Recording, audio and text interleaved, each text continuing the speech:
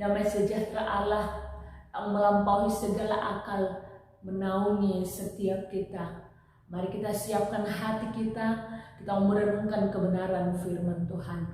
Kita memuji Tuhan, kita katakan, Roh-Mu yang hidup penuhiku. Roh-Mu yang hidup penuhiku, mengalir dalamku. Jiwaku tenang bersamamu dalam naunganmu. Ku buka hati untuk jamahanmu, berserah penuh di hadiratmu. Kau ambil alih seluruh hidupku, di altarmu menyembahmu. Roh-Mu yang hidup penuhiku, datang urapiku.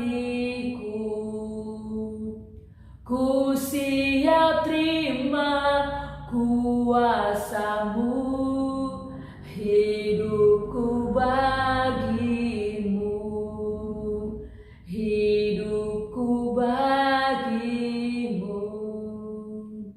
Amin. Mari kita membuka Alkitab kita. Yohanes pasal 1 ayat 19 sampai ayat 28. Demikianlah firman Tuhan dengan perikop kesaksian Yohanes tentang dirinya sendiri. Dan inilah kesaksian Yohanes ketika orang Yahudi dari Yerusalem mengutus beberapa imam dan orang-orang Lewi kepadanya untuk menanyakan dia, "Siapakah engkau?" Ia mengaku dan tidak berdusta. Katanya, "Aku bukan Mesias." Lalu mereka bertanya kepadanya, "Kalau begitu, siapakah engkau? Elia?" Dan ia menjawab, "Bukan." "Engkaukah nabi yang akan datang?" Dan ia menjawab, "Bukan." Maka kata mereka kepadanya, "Siapakah engkau? Sebab kami harus memberi jawab kepada mereka yang mengutus kami. Apakah katamu tentang dirimu sendiri?"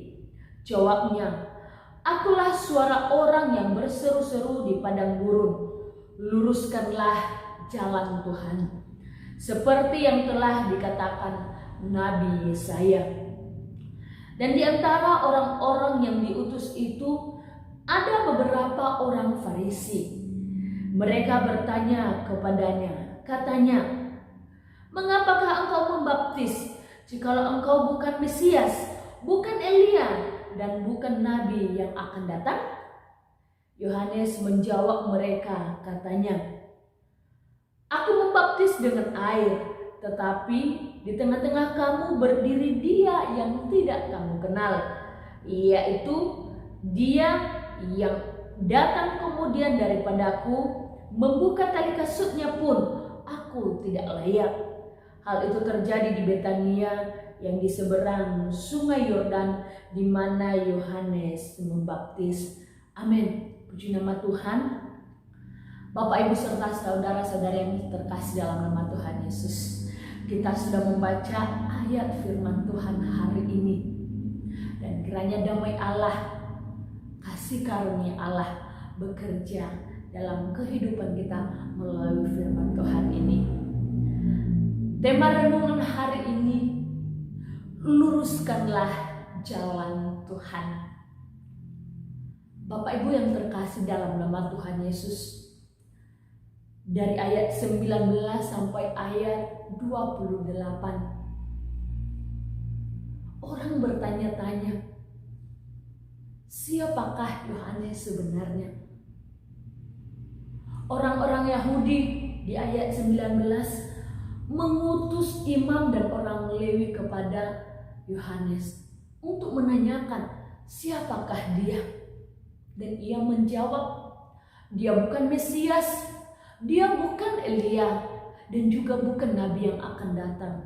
Sebab itu orang Farisi bertanya kepadanya, "Kalau engkau bukan Mesias, bukan Elia, bukan nabi yang akan datang, mengapakah engkau membaptis?" Sebab itu Yohanes berkata, "Aku membaptis dengan air, tetapi Dia yang akan datang engkau tidak kenal, dan Ia akan membaptis dengan Roh." Bapak Ibu, di ayat yang ke-33 kita belum membacakannya. Di ayat 33 menerangkan bahwa Yesus akan membaptis kita dengan Roh Kudus. Seperti tema kita hari ini, luruskanlah jalan Tuhan. Bapak Ibu yang terkasih dalam nama Tuhan Yesus, lama sebelum Yohanes tampil di depan umum, lama sebelum Yohanes lahir ke dunia, Yesaya telah menubuatkan bahwa akan ada pribadi yang akan mengumandangkan luruskan jalan bagi Tuhan. Saat ini genaplah firman Tuhan itu. Ketika Yohanes mengumandangkan di Betania saat dia membaptis, luruskanlah jalan bagi Tuhan. Bapak Ibu, apa alasannya? Mengapa Yohanes mengumandangkan kata ini? Luruskan jalan bagi Tuhan. Apa yang terjadi dengan orang Israel? Apa yang terjadi dengan dunia ini? Bapak Ibu yang terkasih dalam nama Tuhan Yesus, Israel adalah umat pilihan Allah secara jasmani. Mereka umat yang menerima janji demi janji Allah. Tetapi realitanya, kehidupannya tidak sesuai kehendak Tuhan, tidak lurus pada jalan Tuhan. Bapak Ibu pernah memiliki kawat yang lurus? Jikalau Bapak Ibu pernah memilikinya, Bapak Ibu, perlukah Bapak Ibu waktu untuk meluruskannya lagi? Tentu tidak. Demikian sebaliknya, Bapak Ibu memiliki kawat yang sudah bengkok-bengkok.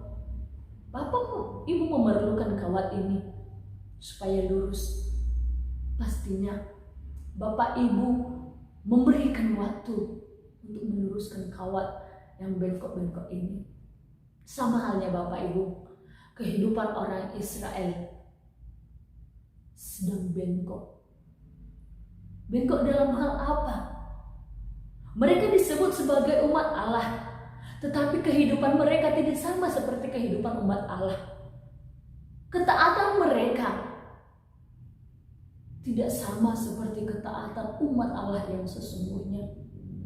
Kehidupan mereka penuh dengan kebencian. Kehidupan mereka penuh dengan iri kepada orang lain. Kehidupan mereka sesungguhnya tidak menyenangkan hati Tuhan.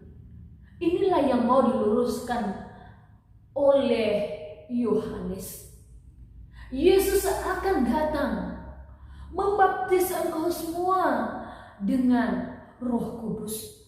Tetapi kalau hatimu tidak lurus di hadapan Tuhan, engkau tidak berkenan menerima itu. Engkau tidak berkenan kepada Tuhan. Sebab itu Yohanes mengumandangkan pertobatan, luruskan jalan bagi Tuhan, mulai dari diri sendiri. Kehidupan yang tidak taat, kehidupan yang penuh kedengkian, kehidupan yang penuh kebencian, mari buang semuanya. Sebab Tuhan tidak berkenan kepada orang yang demikian. Sama Bapak Ibu dengan kehidupan kita. Allah tidak mau berdiam. Allah tidak mau menghampiri kita. Allah tidak mau diam dalam hidup kita, dalam keluarga kita.